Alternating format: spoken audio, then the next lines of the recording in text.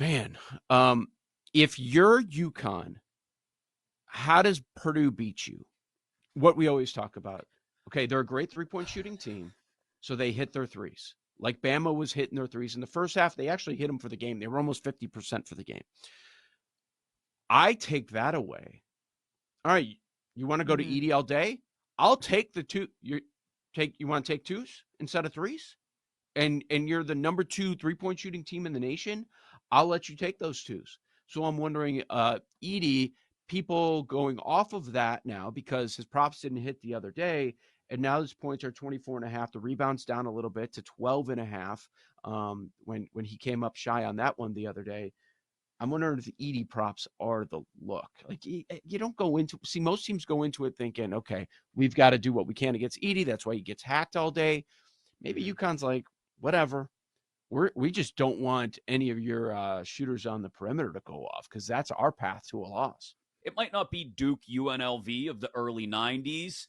It might not be. There was a classic Duke UConn game as well, not long after that. But it certainly feels like it's lining out, Joe, to be what should be. Again, UConn may run away and hide because they do this to everybody at some point in the second half, even if it's late. Um, could, but it should be a classic. Zach Edey has been a monster throughout this tournament as well, which we'll get into most outstanding player during this segment also. But it's a question of how does UConn try to slow down Edey? Do they have to go out of their way to do that, or can they do it within the structure of their system and also score?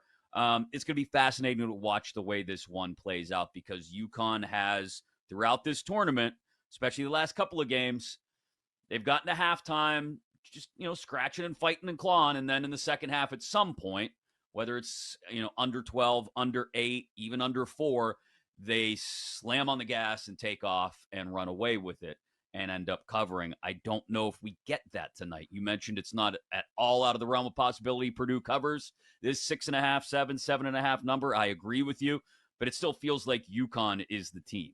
They're matched up against a team that you look at in Purdue, and they've had the advantage all year, especially inside with the Edey and the 3-point shooting. But when you go up against UConn, it's hard to say, okay, Purdue, this is where they dominate. Because you've got, okay, you go to the Edey conversation. Well, they got a 7-footer too.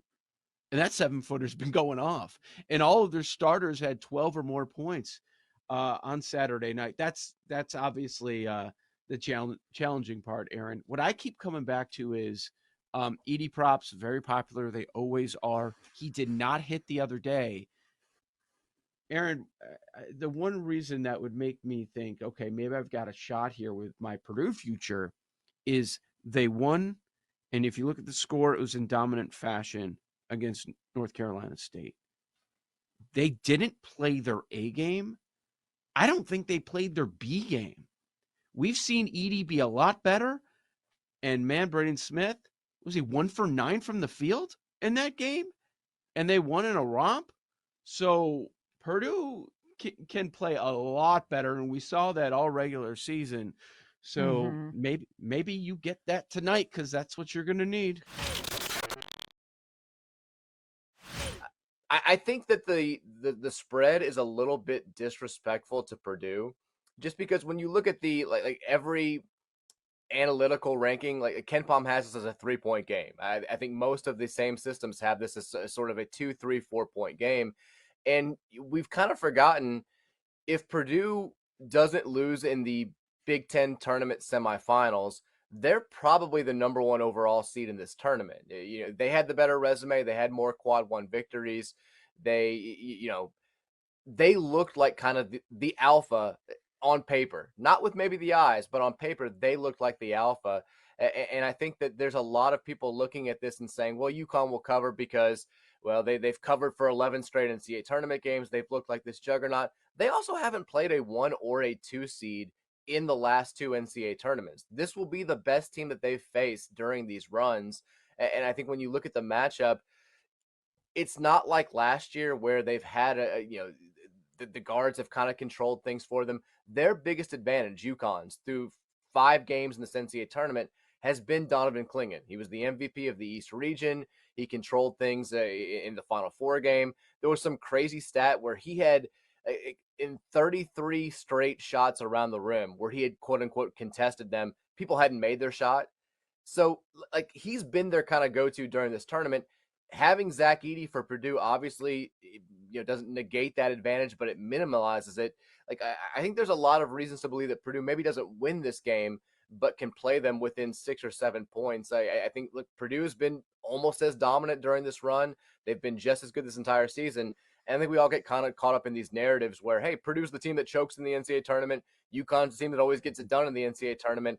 And that's kind of a silly thing to bring into this game, which has no bearing on what's happened over the last 20, 25 years. What is the path to victory over UConn? Like, what do you need to do? What do you need UConn not to be able to do? Yeah, it's crazy. I mean, I wrote something, use that word. I think I wrote after the Sweet 16. I had a big story just saying, like, UConn feels inevitable. They always have the answer. They always keep coming. I liked him at the beginning of this season. I've liked them throughout this season. So when I say I feel like this is disrespectful to Purdue, I'm not necessarily saying go out there and bet on Purdue because, like you said, it is understandable. I think the path to beating Connecticut, one, you need them to shoot poorly from the outside. And they've had games during this tournament where they have not shut the lights out from three. They're not a terrific outside shooting team. So if you get a guy like Tristan Newton, who for his career has not been a lights out 3-point shooter, just having one of those games, you're done. Cam Spencer, you kind of expect him to knock down the big outside shot.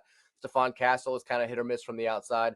So if they're shooting above their natural percentage from three, I feel like you've got no chance. If you can get them on an average or below average shooting night, maybe you've got a shot. You've got to, I mean, they don't turn the ball over. They played a high possession game against Alabama, not as high as Alabama would have liked, but they had 20 assists and 4 turnovers in that game. It's tough to speed them up and get them out of a rhythm when they're so good at taking care of the ball and they just keep coming at you in waves.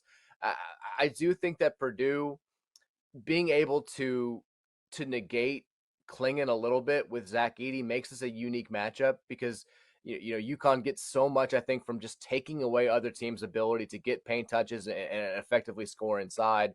I think having Edey there is a huge deal in this game. I think he is more like we're talking about Clingan as potentially the best player of March Madness. Zach Edey is better than Donovan Clingan. Like he just is. He's bigger. He's more skilled. He does what he does more effectively. He's been doing this for a longer period of time. This is the first year where UConn's really relied on Clingan. So I think that is an interesting wrinkle tossed in this game. But I think if you don't turn UConn over more than 4 times like Bama did, if you don't get them to shoot an abnormally low percentage from the outside, then you're done.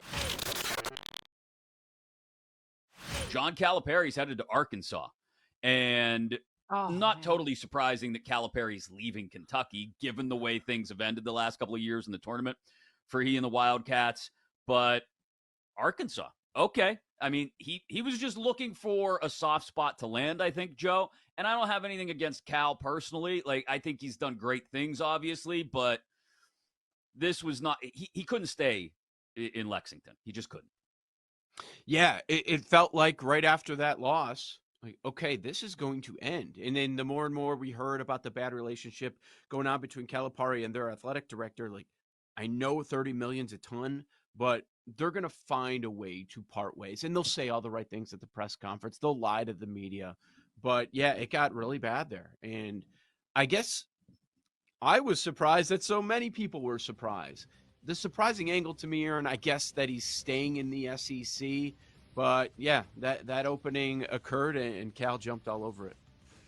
Yeah, it's not really something that there was like a build up leading up to it. So it kind of came out of nowhere. I'm excited to see who fills a spot. Like I mentioned, I can't bet Scheffler out of the gates. I want to get him Saturday morning before his round on Saturday, assuming he's come back to the pack. Rory McIlroy has a horrible history right now on Thursday. So I don't want to bet him out of the gates. John Rahm, defending champion, I just mentioned he hasn't, that hasn't happened. We're a back-to-back winner since 2002. So I'm eliminating the top 3 guys. Guys that I think actually have a really good shot at this, Hideki Matsuyama, the 2021 champ, 20-1.